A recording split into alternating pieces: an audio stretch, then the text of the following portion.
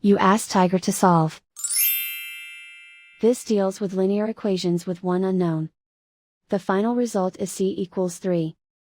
Let's solve it step by step. Swap sides. Group all constants on the right side of the equation. Subtract 8 from both sides. Simplify the arithmetic.